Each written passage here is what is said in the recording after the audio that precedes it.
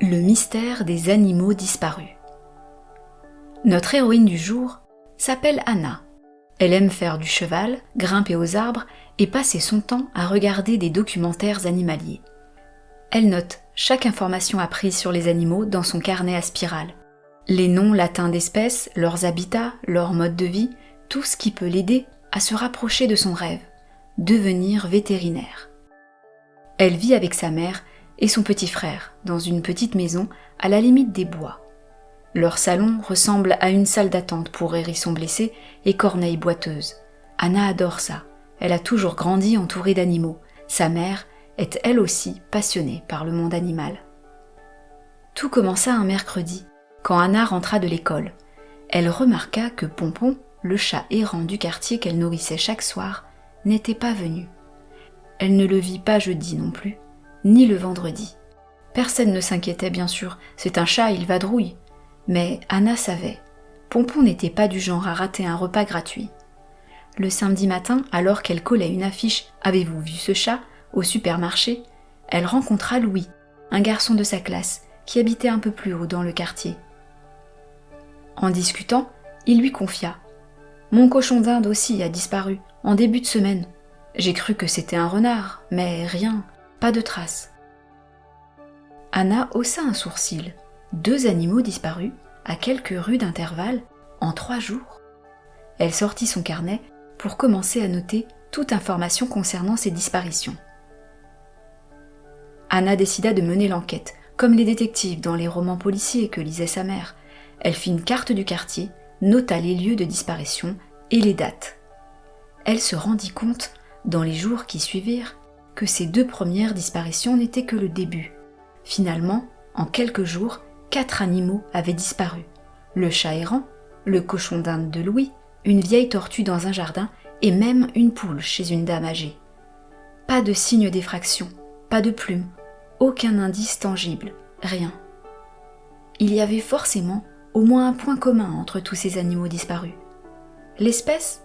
Non, il y avait de tout, rongeurs, volatiles ou autres mammifères. Leur propriétaire ? Non plus.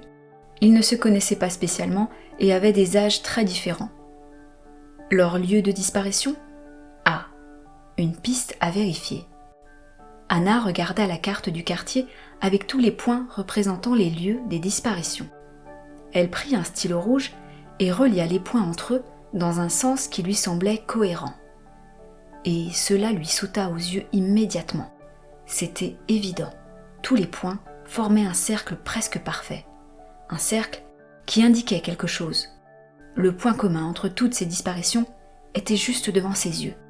Tous les animaux venaient d'un périmètre autour de l'ancien bâtiment municipal désaffecté, qui avait autrefois servi de refuge animalier, fermé depuis 2 ans, faute de financement. Un bâtiment en ruine que tout le monde avait oublié, sauf Anna. Le lundi suivant, elle profita d'une opportunité pour faire un détour à vélo par l'ancien refuge. Le portail était cadenassé, mais le grillage sur le côté avait un trou, un passage évident pour un adulte mince ou une enfant motivée.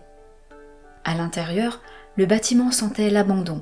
Poussière, crottes d'oiseaux, traces de pattes anciennes sur le sol, mais ce n'était pas complètement vide.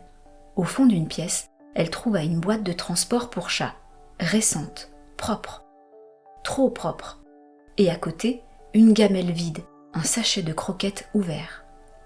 Quelqu'un utilisait encore cet endroit, en cachette.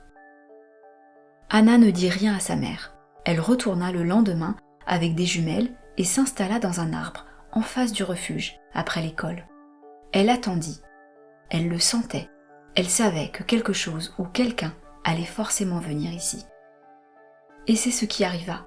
À 18h30, une silhouette s'approcha du bâtiment. Une femme, la cinquantaine, veste kaki, cheveux attachés. Elle ouvrit le cadenas, entra rapidement. Anna nota l'heure. Le lendemain, même heure, même personne. La dame arrivait cette fois avec une caisse de transport, avec à l'intérieur un lapin marron. Petit, fatigué, il semblait mal en point. Tout ceci intriguait Anna. Elle ne comprenait pas encore ce qui se passait, mais elle était sur le point de tout élucider. 2 jours plus tard, en sortant de l'école, elle croisa Julie, une élève qui marchait précipitamment pour rentrer chez elle. Anna remarqua qu'elle pleurait. Intriguée, elle se mit à courir pour la rattraper. « Hé Julie, salut, qu'est-ce qui ne va pas? Je peux t'aider ?»« Oh salut, non c'est mon lapin, il a disparu. Mes parents m'ont dit qu'il s'était probablement enfui, mais pourtant sa cage était bien fermée, je ne comprends pas. » Étrange, se dit Anna. C'est simple, soit quelqu'un était entré chez elle pour voler son lapin, soit ses parents avaient menti. Une des 2 hypothèses lui paraissait la plus probable.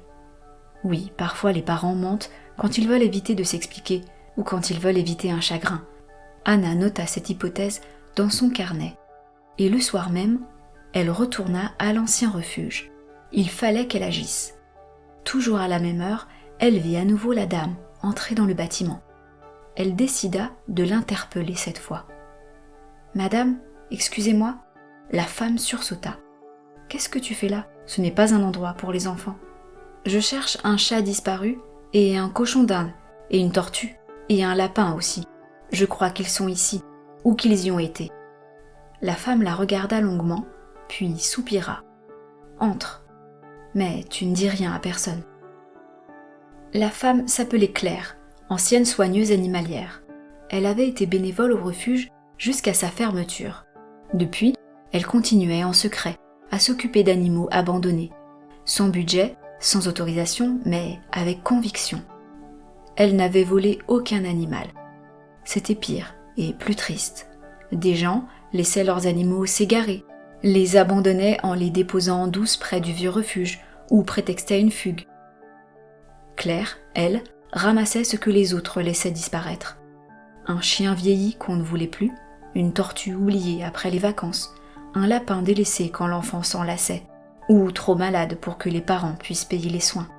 « Je ne les vole pas, dit Claire, je les recueille et je les empêche de mourir tout seuls. Comment avez-vous eu le lapin marron, par exemple? C'est une femme qui me l'a déposé. Il est malade, et aucun vétérinaire de la région ne peut le soigner. Elle n'a pas l'argent pour permettre de lui apporter des soins dans une clinique beaucoup trop loin. » Anna sentit son cœur cogner. Elle comprenait et ressentait de la compassion pour ce que faisait Claire. Un autre sentiment lui vint également. Elle était surprise d'apprendre qu'autant de monde autour d'elle abandonnait leurs animaux, et comprit que parfois les adultes le faisaient sans informer les enfants qui aimaient pourtant leurs animaux. C'était triste et injuste. Elle demanda à Claire de recontacter la maman de Julie pour lui expliquer le chagrin que sa fille ressentait et pour lui demander de dire la vérité. Julie serait soulagée de savoir que quelqu'un s'occupe de son lapin malade. Pendant les semaines suivantes, Anna aida Claire discrètement. Elle transportait des sacs de croquettes à vélo, nettoyait les cages, dessinait des affiches pour l'adoption. Claire testait sa confiance. Anna apprenait 1000 choses. Mais un jour, un inspecteur municipal vint chez sa mère. On avait repéré une activité illégale dans l'ancien refuge. Des voisins s'étaient plaints. Claire risquait une amende, voire une interdiction d'avoir des animaux. Anna sentit que tout allait basculer. Alors, elle fit ce qu'aucun adulte n'avait fait. Elle parla. Pas pour dénoncer, mais pour défendre. Elle écrivit une lettre ouverte au maire, signée de sa main et de celle d'amis, de parents, d'anciens adoptants. Elle raconta l'histoire de Claire, pas comme une hors-la-loi, mais comme une femme qui avait pris le relais de l'indifférence. Elle envoya aussi des photos des animaux adoptés et des témoignages. Puis, elle attendit. 2 semaines plus tard, Claire fut convoquée à la mairie. Anna s'y rendit en cachette. Elle vit sa mère aussi.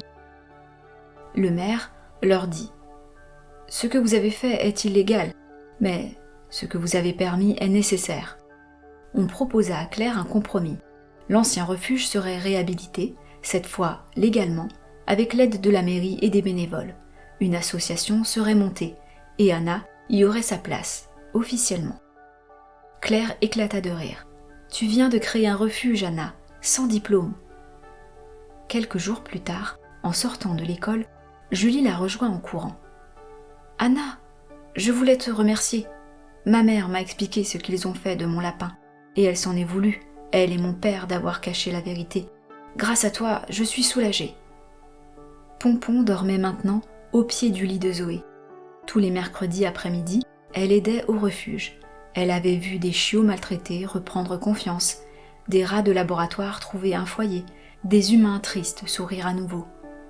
Elle n'avait pas résolu un crime comme dans les livres de sa mère, elle avait démêlé une histoire vraie, une histoire de silence, de honte, mais surtout de courage. Et elle savait maintenant que son rêve n'était pas forcément de devenir vétérinaire. C'était de faire ce qu'elle faisait, aider et défendre les animaux vulnérables.